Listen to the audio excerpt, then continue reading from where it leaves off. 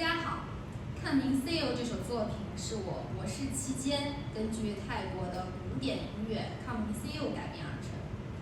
那么，《抗明 CEO》这首作品呢，它分为两个部分，第一个部分是声乐的吟唱，第二个部分是器乐的合奏。我是根据器乐合奏的部分，把它改编成了一个古筝二重奏，它分为两个乐章。那么接下来呢，就由西安外事学院音乐表演的专业的同学来给大家表演。